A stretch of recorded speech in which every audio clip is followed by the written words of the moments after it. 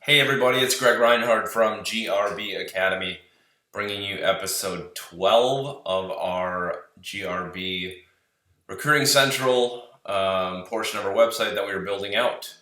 Today, episode 12 is talking about handling college phone calls with college coaches.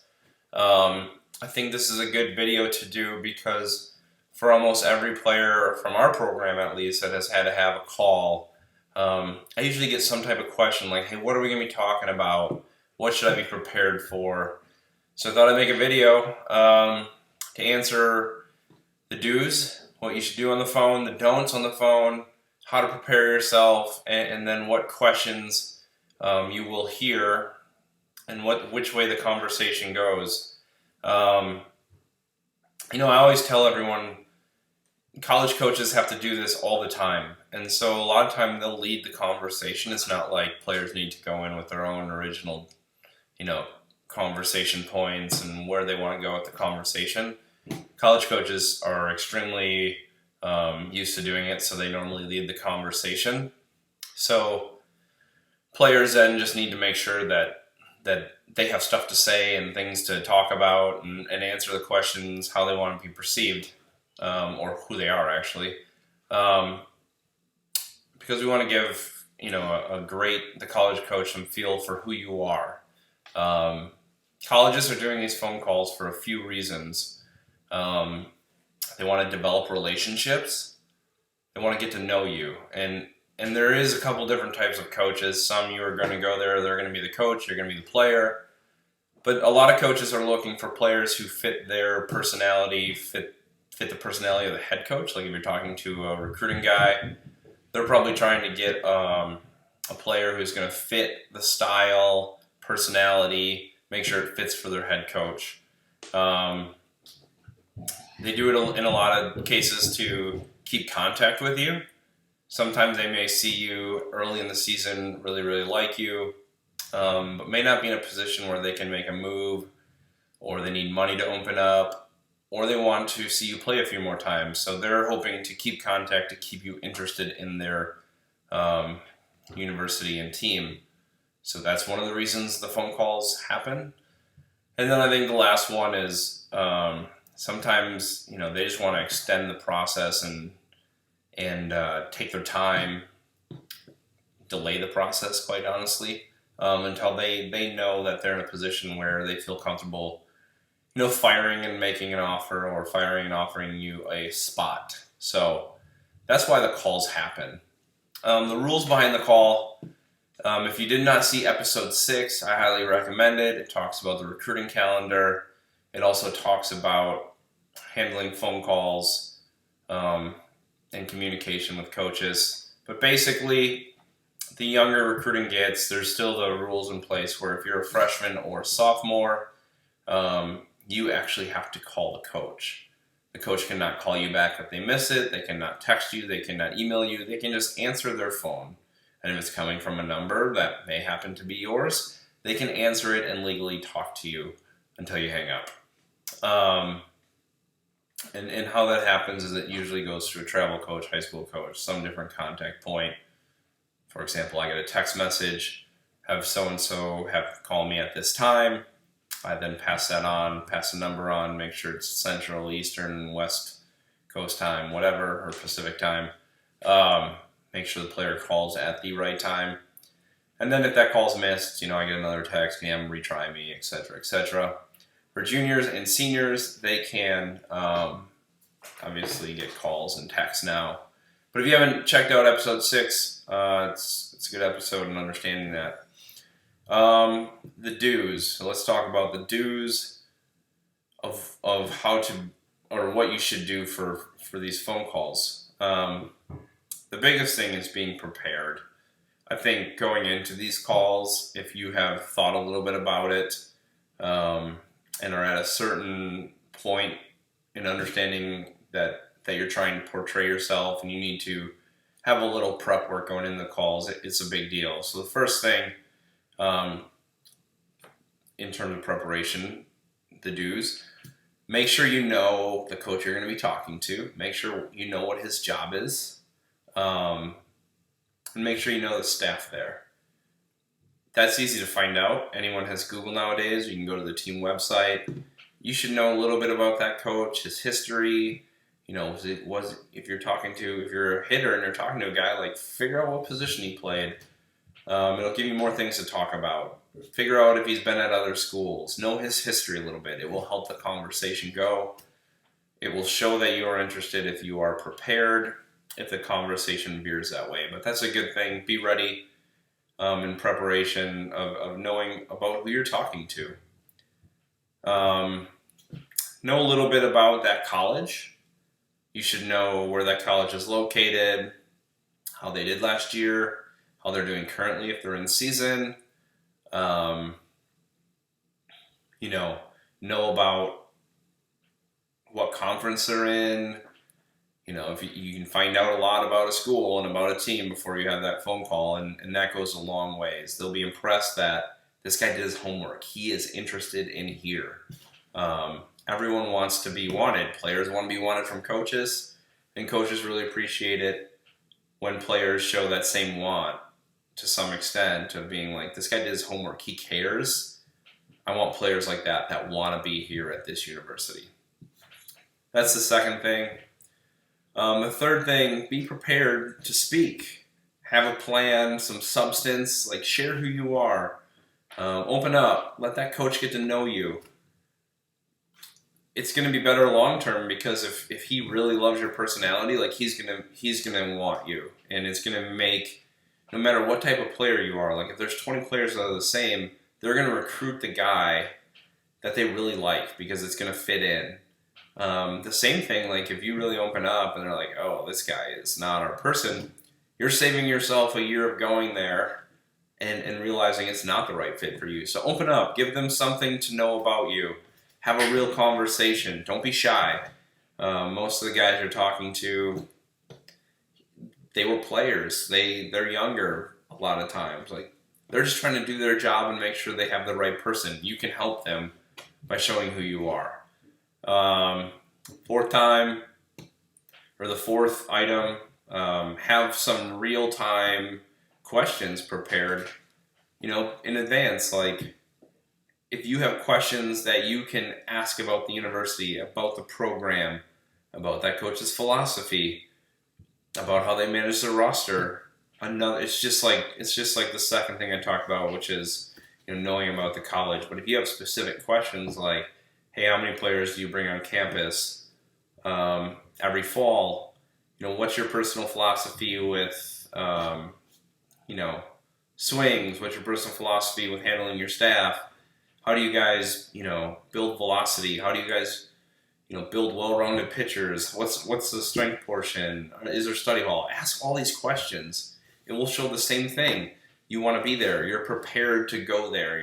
You're serious about it. It's not just some conversation where you're not giving good questions or good answers. You actually have substance. You have real questions that matter to you for what you want when you go to college or what you want to know about their program.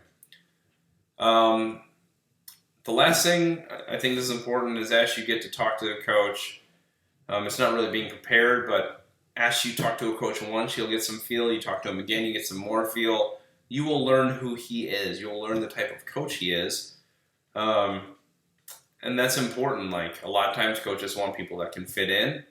If you do fit in, that's a plus, but learn about that coach more through your conversations because it'll pay off long term. So those are like the 5 do's I think are important for either pre-phone calls, during the phone calls, or handling them just in general.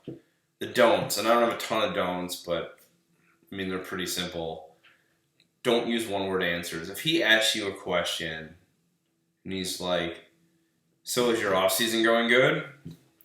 You're like, yeah. That's a dead conversation. That doesn't help anybody. No kidding, everyone's off-season's going good. You said yes. Tell him about it. Tell him what's going on. Or, did you guys win your game last night? Yes. Well, even if you had a bad game or you had a good game, tell him about it.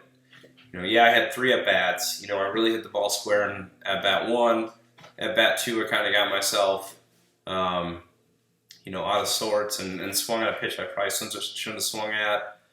My third at bat, I was really locked in, trying not to make that mistake, and I just didn't get a pitch to hit, and I walked. Or, my first 3 innings were really good. I kind of found a struggle when I got to the back half of the order the second time through, probably because I was a little bit too fine and threw breaking balls too early instead of attacking with my fastball. Give them substance. Talk about the game. Talk about what you're actually doing in the offseason.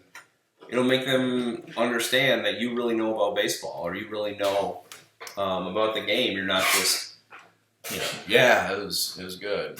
That's boring. No one wants a boring guy. Dynamic personalities fit. So just make sure you talk. The only other thing I'll say is, like, don't be distracted. Like, if you're going to have a phone call, go separate yourself. Be prepared to speak. Find a place that's quiet if you can. Obviously, if it's the middle of summer and you got to go and there's, you're in a hotel lobby and there's people talking, like, there may be some background noise, but get yourself in a good place where you're not going to be embarrassed talking in front of other people if you're younger. But set yourself up, get ready for the call, and be engaged and learning. Like, if you're asking questions, like, actually use the time to learn. Have great conversations. Coaches will be far more interested in you. Have poor conversations.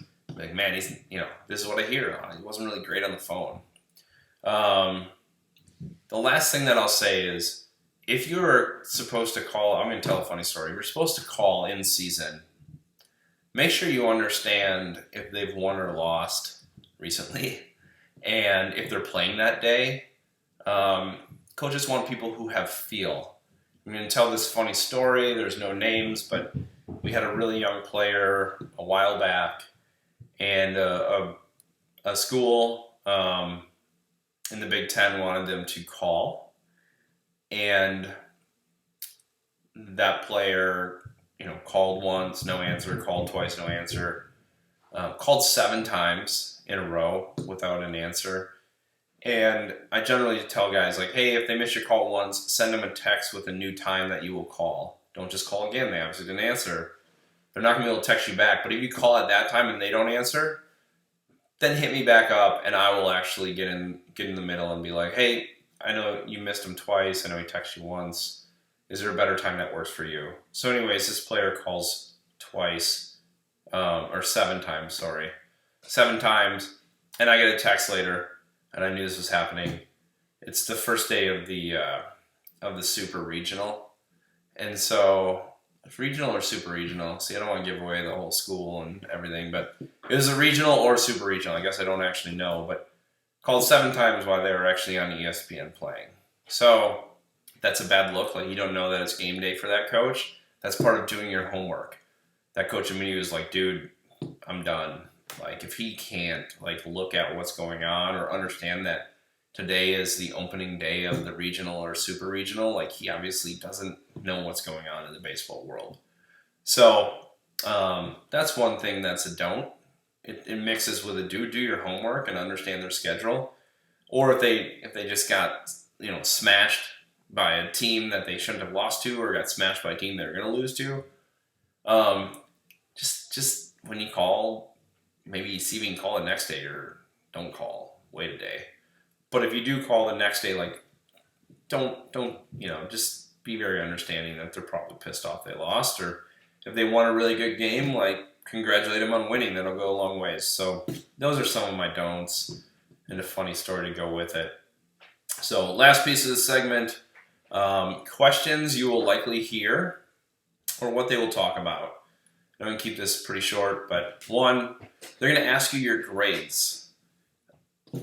This goes back to, episode 1, talking about scholarship money and how it mixes with grades.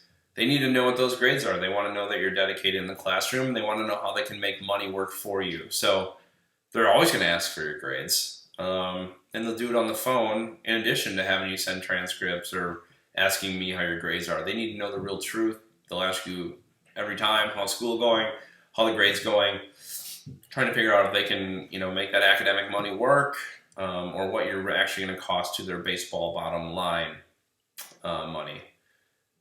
2, they're They're going to ask you how the process is going, meaning every coach are recruiting players that are being recruited by other players or by other coaches. So they're going to ask you how it's going.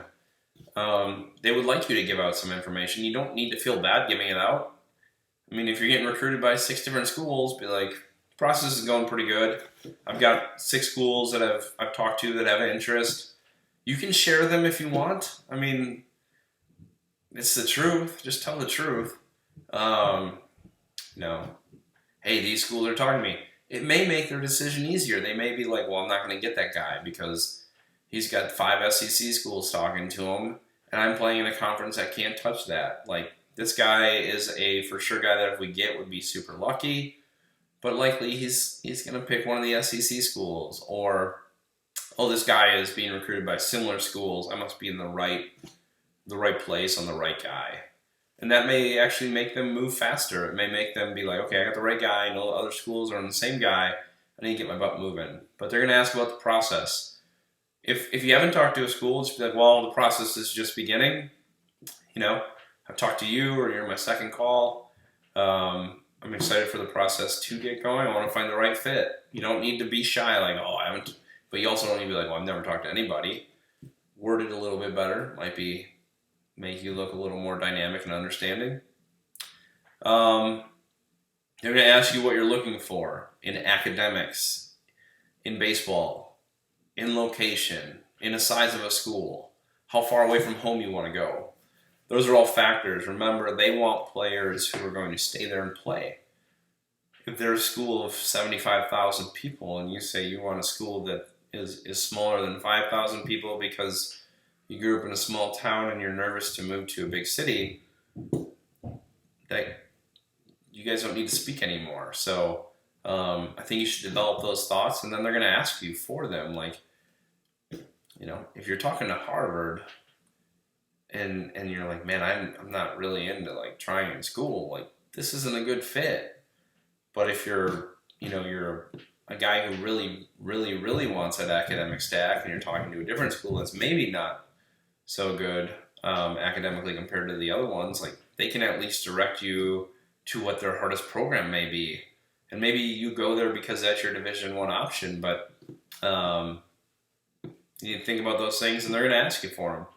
Hey, what do you think about playing in our conference? What do you think about playing in the Big Ten? What do you think about playing the ACC? Is that a place you'd like to play? Those are questions. They'll probably ask you how your season or off season is going. To the point I said earlier, like, explain it to them. When they're at, like, the game has changed. If it's the off season, and this was going to be 0.5, but I'm putting them together. If it's the off season, everyone's doing some different type of training or throwing program or hitting program, looking for barrel awareness or, technology you're using. Share it. Have that. That's a great conversation piece. They want to know how your off season's going, and they also want to know how you're training to get better. And if you can share with them, like, hey, I train, for example, at GRB, I train 3 days a week at Total Athlete Performance. I'm focusing on this, this, and this. I've been doing my throwing at your facility. For example, GRB, I've been throwing at GRB 4 days a week on this program, and we use Driveline there. I'm working on my breaking ball because I think it needs a better shape. Tell them. That's awesome. But you're going to hear that question. How's your off season going? Let's just say number 5, since I just ruined number 5, is if they ask you in season, they're going to ask you, or if you're talking to them in season, they're going to ask you, how's your season going? I mean, here's a point where you can sell yourself, or you can be modest, but you should tell them, like, man, I'm having a good run at it right now. I've been hot out of the gate. I'm hitting 450, and I feel good in the box. And I'm making great contact every time. Or I got out a little bit slow, but I made some good adjustments. That's what baseball is a game of adjustments. But they are going to ask you, how's your off season going? How is your season going? And then the last piece, like, they're probably going to ask you about your personal life. Like, hey, what do you got going on? Well, if you're a junior and it's a spring, you're like, well, we have prom coming up. Or if you're in the fall and you're a football player and you're still talking to the baseball coaches, which you are, you talk about your football games. Some will come and watch you play football. Some will come and watch you play basketball. But those are conversation points. They're going to look to see, not just baseball, but how's everything else going. So I hope this helps. I hope these are some things that people think about when you go in and quick, go into your first call or your 10th call. And these work for kids who are 8th graders, 9th graders, seniors. Doesn't have to be a D1, or you're talking on the phone to D3s, D2s, JUCOs, NAIA, whatever level. Like, you're still going to have these conversations. And it also works for junior college kids transferring. Like, these are things that you need to be prepared for. So, quick rundown. Know about the coach. Know about the school. Know about where it's at. Speak. Have real questions prepared. Learn about the coach. The don'ts. One-word answers. Don't be distracted. Don't ask a dumb question. And I know there's no stupid questions, but if you're talking to the University of Illinois and you don't know, you didn't do your homework, you're like, oh, are you guys D1? Or let's say you're talking to, Winona State, and you're like, are you guys D2 or D3? That's a stupid question. You can do your homework. Or what conference you guys play? You guys, if you're talking to a small school and you're like, do you guys play Vanderbilt?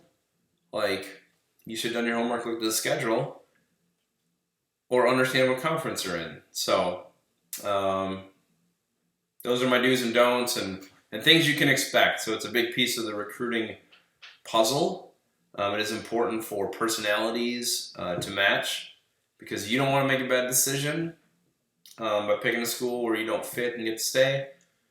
And on the other side, like, they need to make a great choice in you based on your personality, that you're going to fit the head coach, or if they are the head coach, that you're going to fit their system, that you have a work ethic, and that your personality is not going to be a problem, because personalities that are problems don't get to play baseball, they get sent home. So that is episode 12.